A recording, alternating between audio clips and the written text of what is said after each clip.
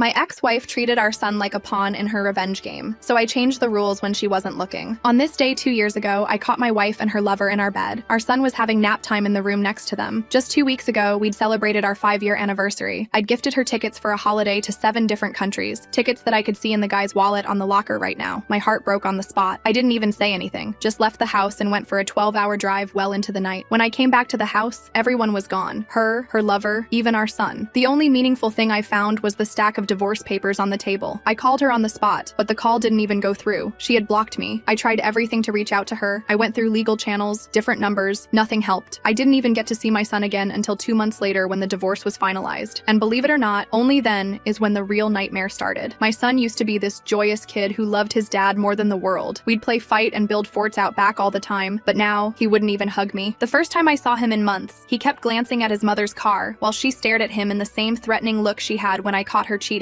Once he was in my car, things got even worse. I told him our favorite knock-knock joke, and he started to smile, but then his face went blank, almost like he was trying not to interact with me. That was the story for the whole day. At drop-off, I confronted my ex-wife. "What are you teaching him?" She smirked and said she was just protecting him. I told her to stop poisoning him against me. She stepped closer and whispered that if I kept harassing her, I'd never see him again. I backed away at that moment. What's even worse is that when the divorce went down, my wife was awarded primary custody on the basis that I was unstable, and the second it was over, she sued for primary custody. This meant I only had supervised visits until the hearing. Those visits were the ones that really made me question what was going on. My son sat frozen on the couch without saying a word to me. I tried everything. Jokes, silly faces he used to love, even his favorite cartoon that never failed to get a laugh out of him. He refused to interact with me. To make things even worse, my ex-wife started posting on Facebook about protecting children from narcissistic abuse, not mentioning, but very clearly referring to me. It was humiliating. I must have reached out to her 100 times asking her to stop doing this to me, but I didn't even get a word back. Just word from her affair partner that my harassment was being documented. I remember everything boiled over when I arrived at his school for my Thursday pickup. This was supposed to be my supervised visit, my chance to connect with him again. But when I approached the school gates, his teacher blocked the entrance. I asked what was going on, and she said my ex-wife had called her. She'd warned them I was dangerous and abusive. If I didn't leave immediately, they'd call the police. Other parents stared at me and whispered. I drove home in complete shock. That night, I sat in his empty bedroom, knowing I had to act. I researched parental alienation law and filed an emergency motion. The judge reviewed my evidence and granted one unsupervised visit before the custody hearing. He warned this was my last chance. The night before the visit, I had my plan. I was going to coax the truth out of my son. The next day, my son arrived completely withdrawn. I took one look at him and told him to wait on the couch and I'd be back. I came back out to him 5 minutes later in the Superdad costume. You see, Superdad was a character I'd invented when my son was 4. He loved superheroes, so I figured that whenever he was sad or upset, I could turn into one in front of his eyes and make him feel better. It always worked. Superdad helped my son a lot in his hardest moments. When my son cried, Superdad would tell jokes until he laughed. When my son's teacher harassed him, Superdad had him moved classes. Superdad fixed everything. Well, when I came back out, my son's eyes went wide with recognition. "Superdad," he whispered. I knelt down and asked what was really happening. Why was he so distant with me? Was Mom telling him anything? Well, that's when he broke down sobbing. He told me that Mom made him practice mean words about me every night. She said that I was a mean dad and told him fake stories about his childhood as proof I was a terrible father. She wanted him to take the stand and lie about me hitting him. I remember holding him so tight he might burst when he told me this. And after he was calm enough to talk again, I took him to get some ice cream. And it's over a chocolate sundae that we created our plan together. I taught him that superheroes tell the truth. When court came around, he took the stand. His mom was looking at him like she was about to take his head clean off if he didn't stick to the script. And he just looked at me with these scared eyes, but also an ever so slight smirk. That's when he started speaking. His lines were rehearsed. "Daddy hits me. Daddy was always mean to us." I looked over to see my ex-wife grinning like she had won, until my son looked right at her. That's what Mommy told me to say, but none of that is true. She's the real meanie. The courtroom erupted. My ex-wife shot to her feet, her face contorting with rage. The judge's gavel came down hard, 3 sharp cracks that barely cut through the chaos. Attorneys scrambled, papers flying as they rushed toward the bench. My son sat frozen on the witness stand, his small hands gripping the wooden rail. The judge pointed at both attorneys and motioned toward his chambers. A bailiff approached my son, speaking softly before leading him to a separate room. I started to stand, wanting to go to him, but my lawyer grabbed my arm and shook his head. In the hallway outside, my ex-wife cornered me while we waited. Her perfectly manicured nails dug into her palms as she hissed through clenched teeth. "You coached him. You manipulated our baby." Her attorney stepped between us, already talking about mistrials and witness tampering. Something caught my attention, though. Despite her fury, there was no surprise in her eyes. She'd been ready for this. 20 minutes later, we were called back. The judge had questioned my son with a child advocate present. My ex-wife's attorney immediately demanded their own expert evaluate whether coaching had occurred. That's when everything started to unravel. The judge emerged from chambers, his expression grave. My son followed, but something had changed. He wouldn't look at me anymore. When the judge asked him to clarify his testimony, my son's voice came out small and uncertain. I'm confused. I don't know what's real anymore. My stomach dropped. My lawyer pulled me aside in the corridor, his face pale. This is bad, really bad. If he's recanting, it could destroy everything. The judge might see this as proof you manipulated him. The judge ordered an immediate recess until the following day. Both parents would undergo emergency mediation. What struck me as odd was how quickly a mediator became available, almost like someone had arranged it in advance. Outside the courthouse, my ex-wife had already gathered a small crowd of our mutual friends. I heard her voice carrying across the steps. He terrorized our son into lying. You all saw how confused that poor baby was in there. Several people turned to stare at me with disgust. My phone started buzzing immediately. Text after text flooded in. Friends asking what happened. Concerned messages about the scene at court. Then came the one that hurt most. My sister. What did you do? She called me crying. Said you forced him to lie. The supervised exchange that evening was excruciating. My son sat in the back seat of the social worker's car, refusing to make eye contact. When I approached to say goodbye, he whispered, "I'm sorry," over and over. The social worker scribbled notes, and I caught her writing something about child's visible distress around father. That night, the emergency motion arrived. My ex-wife had filed claiming I'd psychologically abused our son during the unsupervised visit. The language was harsh, clinical. It painted me as a monster who'd traumatized a child into false testimony. My mother called the next morning. Her voice wavered as she asked questions she'd never asked before. Maybe you pushed him too hard about telling the truth. Maybe he just needs time. Even she was starting to doubt me. By afternoon, the court had issued new orders. All communication between parents would go through lawyers exclusively. I couldn't even text my son goodnight anymore. When my lawyer showed me the order, I noticed something strange. It looked pre-written, like it just needed a judge's signature. The local Facebook mom group had already picked up the story. Someone had been in the courtroom and described the disturbing scene in detail. They used my name. Comments poured in about protecting children, about narcissistic fathers, about the damage of custody battles. My boss called me into his office the next day. My ex-wife had contacted HR about my stability following the courthouse incident. He assured me it was just protocol, but I could see the doubt in his eyes. That evening, I saw it. An old photo from our son's soccer game 2 years ago, posted on my ex-wife's social media. It showed me yelling at the referee, my face red with anger. What she'd cropped out was the context. I'd been defending my son after an unfair call that left him in tears. The caption read, "Some patterns never change. Praying for strength." The bank called about unusual activity on our joint account. My ex-wife was withdrawing the maximum allowed every day. Legal, but devastating to my finances as lawyer fees mounted. 3 neighbors canceled planned playdates that week. One was honest enough to tell me why. My ex-wife had expressed concerns for children's safety around me. The community was closing ranks. During mediation, the mediator revealed my ex-wife had submitted a 40-page document detailing my patterns of concerning behavior. The kicker? It was dated last month. Despite being filed as an emergency response to the courthouse testimony, I was drowning. Desperate to defend myself, to make someone understand, I made a critical mistake. I sent one text to my ex-wife, "Please stop lying." 3 words. That's all it took. Within an hour, my lawyer was calling. The text had been screenshot and filed as evidence of violating the no-contact order. I'd forgotten his warning that all communication meant all communication, no exceptions. The local parenting blog picked up the story next. Custody battle explodes at local courthouse, ran with my ex-wife's version of events. The blogger, I later learned, was in her yoga class. The article portrayed me as an unstable father who'd traumatized his own child. Her attorney filed for sole custody based on the courtroom trauma and my violation of the no-contact order. The motion painted a picture of escalating instability and disregard for court orders. My sister called again, this time more conflicted. My ex-wife had called her crying, and she'd sounded genuinely scared. The manipulation was working on everyone. Then came the revelation that broke me. My son's best friend's mother mentioned something in passing at the grocery store. Her son had told her that my ex-wife had warned my son that daddy might go to jail before the court appearance. She'd planted that fear in him before he ever took the stand. The mediation session failed spectacularly. My ex-wife claimed she didn't feel safe in the same room as me. The mediator had no choice but to end the session and recommend continued separation. That night, I made a decision that would change everything. I picked up my phone and searched for private investigators. If she was going to document everything, manipulate everyone, and turn my life into evidence, then I needed to start documenting too. I needed proof of what she was doing. I found a PI who specialized in custody cases. Our first meeting was in a coffee shop downtown. He listened to my story without judgment, taking careful notes. When I finished, he leaned back and said something that chilled me. "I've seen this before. The question is whether we can document it before it's too late." As I drove home that night, I realized I was no longer just fighting for custody. I was fighting for my reputation, my relationship with my son, my entire life, and I was already several moves behind in a game I didn't even know we were playing. The PI's words echoed in my mind as I started my car. "Before it's too late. But too late for what? My relationship with my son? My sanity? Everything I'd built? The following morning brought a new development. My ex-wife had started attending my gym, the same gym I'd been going to for 5 years, where everyone knew me. She walked past the treadmill where I was running, positioning herself directly in my line of sight at the weight machines. When I moved to a different area, she followed, always maintaining distance, never speaking, just there. The gym manager approached me after my workout. He looked uncomfortable, shifting his weight as he explained that my ex-wife had expressed concerns about feeling safe. She was trying to maintain normalcy after our difficult situation. He assured me there was no problem yet, but the implication hung heavy between us. My son's teacher emailed that afternoon, brief, professional, concerning. There had been behavior changes she wanted to discuss. When I called to schedule a meeting, she hesitated, finally admitted my ex-wife had already met with her, twice. The teacher wouldn't elaborate on what was discussed, but her tone had shifted. The warmth was gone. The PI called with his first report. My ex-wife had been meeting with various school officials daily, not just teachers, counselors, administrators, even the school nurse, building a coalition. Each meeting carefully timed, always during school hours when I was at work. That evening, I discovered something disturbing in my own court filings. Entries I didn't remember writing about anger management issues and difficulty controlling emotions. My lawyer reviewed them with me, confused. "You must have forgotten. We discussed this, remember?" But I hadn't forgotten. I'd never written those words. My neighbor Catherine stopped by, one of the few still willing to talk to me. She mentioned my ex-wife had approached her last week, asked her to document any concerning behavior for my son's safety. Catherine had refused, but she warned me that others hadn't. There was a neighborhood watch email chain. People were keeping logs. The emergency hearing arrived faster than expected. My ex-wife's legal team presented a timeline of my escalating instability. Every interaction, every attempt to defend myself, twisted into evidence of deterioration. The judge listened, stone-faced, as they painted me as a man coming undone. I created a fake social media account that night. I needed to see what my ex-wife was posting privately. What I found made my blood run cold. She'd been documenting my behavior for months before our separation. Photos of me looking tired after work labeled as signs of substance abuse. Videos of me raising my voice during a football game tagged as anger issues. A careful narrative, constructed long before I knew we were at war. My longtime friend Nathan called, his voice strained. My ex-wife had reached out to him, spent an hour on the phone explaining how worried she was about me, how I needed help. By the end of their conversation, he was convinced. "Maybe you should talk to someone," he suggested. "Get some perspective." Another ally lost. Desperate to tell my side, I posted the truth on social media. Within minutes, it was reported and removed for harassment. Multiple reports, all filed simultaneously. My ex-wife's network was coordinated, efficient. Every move I made was countered before I could gain ground. The court ordered a psychological evaluation. For me, only me. My ex-wife's attorney argued it was necessary given my recent behavior. The judge agreed. Another $1,000 I didn't have, another hoop to jump through, another way to paint me as the problem. Two of my character witnesses backed out the following week. Both cited new concerns after speaking with my ex-wife. One was Jonathan, my best man at our wedding. He couldn't look me in the eye when he told me he couldn't testify. "I just don't want to get involved," he muttered. But I knew. She'd gotten to him too. My son started having nightmares. During our supervised calls, he mentioned waking up scared. My heart broke for him, but I couldn't even comfort him properly through a phone screen. My ex-wife documented every nightmare in her filing, evidence of trauma from father's actions. Her attorney made an offer through mine. Accept supervised visits only, indefinitely, or face criminal harassment charges for the text I'd sent. 3 words, "Please stop lying," had become a weapon against me. My lawyer advised considering it. "Sometimes retreat is the best strategy," he said, but I couldn't. Not yet. The PI uncovered something significant. My ex-wife had been building her abuse documentation during our marriage counseling sessions. The counselor's notes, when subpoenaed, told a different story than her files. But the damage was spreading faster than truth could travel. Her influence extended through every aspect of my son's life. Soccer coach, piano teacher, even the teenage babysitter. All had been approached. All had been warned about my instability. My son's world was being systematically turned against me. Looking through old videos one night, I made a horrible discovery. Every happy moment I thought we'd shared had been documented differently in her files. His 7th birthday party, where I'd spent hours building a treasure hunt, had been edited down to just the moment I'd gotten frustrated with the cake delivery. Christmas morning reduced to me snapping about wrapping paper on the floor, a greatest hits collection of my worst moments. My mother faced an impossible choice when my ex-wife threatened to cut off access to her grandson. "If you testify for him, you're choosing sides," my ex-wife told her, "and I can't have people who enable abusers around my child." My mother tried to stay neutral, but neutrality meant abandoning me in court. I found myself adopting my ex-wife's tactics, recording everything, photographing every interaction, saving every receipt. I installed cameras in my apartment, documented my whereabouts obsessively. The paranoia was exhausting, but necessary. I was becoming the person she'd painted me as, defensive, suspicious, always watching. The breaking point came when I drove past my son's school. I just wanted to see him, just a glimpse during recess, but I was caught, sitting in my car, watching the playground. Security footage showed me there for 20 minutes. It looked exactly like what she'd been claiming, stalking behavior. My son's teacher, who'd once sent me Father's Day cards signed by the class, now led the charge for a restraining order. The school board meeting was packed. Parents I'd known for years testified about their concerns. My presence at school events was now a threat to their children's safety. The psychological evaluation process was grueling. Hours of questions designed to probe for instability. I knew every answer would be analyzed, twisted, used against me. The therapist needed me to show accountability for my role in the toxic dynamic. I forced myself to say the words. I contributed to our problems. I see how my actions affected others. Each lie tasted bitter, but refusal meant seeming defensive. My credit cards maxed out from legal fees. Retirement account drained. I borrowed money from my parents, humiliating myself with each request. My ex-wife, meanwhile, had her wealthy family's support. The financial imbalance was just another weapon in her arsenal. She escalated her public performances. At the grocery store, she loudly told the manager she felt unsafe when I entered the cereal aisle. Security was called. I left without shopping. The store later sent a letter banning me pending investigation. Another piece of my normal life gone. Sitting in my empty apartment, surrounded by legal documents and evidence binders, I realized the truth. I was becoming unstable. The constant pressure, the isolation, the financial strain, it was working exactly as designed. Every reaction proved her point. Every attempt to defend myself deepened the hole. Then came the revelation about her new boyfriend. He wasn't new at all. He was my former co-worker, someone who knew my habits, my triggers, my weaknesses. He'd been advising her strategy from the beginning, every move calculated based on insider knowledge of how I'd react. I confronted him outside his office. The altercation was brief, but filmed by multiple angles. By evening, the video was viral in our community Facebook groups. Edited, of course, the provocation removed, only my angry reaction remaining. Another nail in my custody coffin. My ex-wife sent a sympathy card to my workplace. Thinking of you during your difficult time, praying for your healing. My coworkers saw her as the concerned ex-wife, me as the unstable ex-husband who couldn't let go. HR suggested I take some time off. Suggested, but we both knew it wasn't really a suggestion. Even my brother wavered. Maybe you should just give her what she wants, he said during a painful phone call, for everyone's sake. His words echoed my ex-wife's exactly. I wondered if she'd gotten to him too, or if exhaustion was making me paranoid about everyone. The court date for the psychological evaluation results arrived. Exhibits stress responses consistent with high conflict divorce, the report read. Not fundamentally unfit, but would benefit from therapeutic intervention. Neutral language that my ex-wife's attorney spun into confirmation of everything she'd claimed. She pushed for therapeutic supervised visits only, 2 hours a week, with a court-appointed observer taking notes. My son treated like a victim who needed protection from his own father. The judge considered it seriously. I started investigating her boyfriend's past, desperate for leverage. Through his ex-girlfriend, I obtained text threads showing their relationship started months before our separation. Evidence of the affair, finally, but obtained through violation of privacy. Using it would mean contempt of court. The texts revealed more than infidelity. They showed orchestrated manipulation, plans discussed, strategies outlined. My ex-wife hadn't just been documenting. She'd been creating situations to document. Every provocation designed to elicit specific responses. I gave copies to a journalist instead of the court, crossed an ethical line I couldn't uncross. But the story needed to be told, even if it destroyed my legal case. The article never ran. My ex-wife's family had connections I hadn't known about. She was ready for this move too. Her attorney filed emergency motions about my escalating harassment and attempts to manipulate media. She'd wanted me to go to the press. It was all part of the plan. The final hearing loomed. Both of us now damaged goods in the court's eyes. Her manipulations exposed, but legally irrelevant. My reactions proving everything she'd claimed about my stability. We'd destroyed each other, but I'd destroyed myself more thoroughly. My son's latest supervised call was heartbreaking. I just want it to stop, he whispered when the supervisor stepped away momentarily. I want everything to go back to normal. But normal was gone forever. We'd salted the earth where our family once grew. The PI's final report was comprehensive but useless. Yes, she'd orchestrated everything. Yes, she'd manipulated the system. But I'd played into her hands so completely that the truth no longer mattered. The community had chosen sides. The damage was done. I moved to a smaller apartment near my son's school, the same complex where other divorced fathers lived. We'd nod at each other in the parking lot, recognizing the hollow look in each other's eyes. Veterans of wars we'd all lost in different ways. My ex-wife's campaign had succeeded beyond her wildest dreams. But in winning, she'd created a person she now genuinely had reason to fear. The fictional monster she'd described had become real through her careful cultivation. We were both trapped in the reality she'd authored. The court-appointed therapy sessions were exercises in forced contrition. I learned the language of accountability without fault. I recognize my contributions to our dynamic. I'm working on my responses to triggering situations, empty phrases that meant nothing but were required for any hope of normal custody. She testified about her fear with tears that might have been real by now. After all, she'd spent so long pretending to be afraid that the performance had become truth, or maybe that had been the plan all along, to push until the fiction became fact. Our son sat between us in court, looking smaller than his 8 years. The joy I'd once known in his eyes replaced by a careful blankness. He'd learned to split himself in half to survive our love. One boy for mom, one for dad, neither fully real. The guardian ad litem presented findings that surprised no one. Both parents had failed this child. Both had prioritized winning over his well-being. The recommendation was therapeutic intervention for the entire family, mandatory co-parenting classes, communication through court-approved apps only. I thought about that night 2 years ago, driving aimlessly after discovering the affair. How simple it had seemed then. She'd betrayed me. I was the victim. But somewhere between that night and this courtroom, we'd switched places so many times that victim and perpetrator had lost all meaning. The judge's decision reflected our mutual destruction, shared legal custody maintained, but with so many restrictions and requirements that it felt like punishment for both of us. Mandatory therapy, supervised exchanges, communication through apps that recorded everything. We'd created a prison and locked ourselves inside together. As I left the courthouse, I passed my ex-wife in the hallway. For just a moment, our eyes met. I saw exhaustion there that matched my own. We'd both gotten exactly what we'd fought for, a Pyrrhic victory that tasted like ash. Our son walked between us, careful not to favor either parent. The war was ending not with triumph, but with depletion. We'd run out of weapons, out of moves, out of energy to continue destroying each other. All that remained was the aftermath. Two broken people pretending to be whole for a child who'd learned to pretend he wasn't broken too. The boyfriend wasn't some criminal mastermind, just another opportunist who saw a chance to bond with my ex-wife over shared hatred. The PI's investigation revealed he'd been through his own messy divorce, lost custody of his kids. He'd coached my ex-wife based on what worked against him. Misery-loving company, teaching her every trick that had destroyed him. That realization hit me during our next mandated therapy session. The counselor asked about my patterns of conflict avoidance during our marriage. I sat there, finally understanding. Years of letting small things slide, avoiding confrontation, thinking I was keeping peace. I'd created the perfect conditions for this explosion. My ex-wife had tested boundaries for years. I'd never pushed back until it was too late. The marriage counselor's old notes confirmed it. Session after session documenting my refusal to address issues, her growing frustration, my belief that ignoring problems made them disappear. The counselor had warned us 3 years ago. I'd smiled and said everything was fine, but it wasn't. Not then, not now.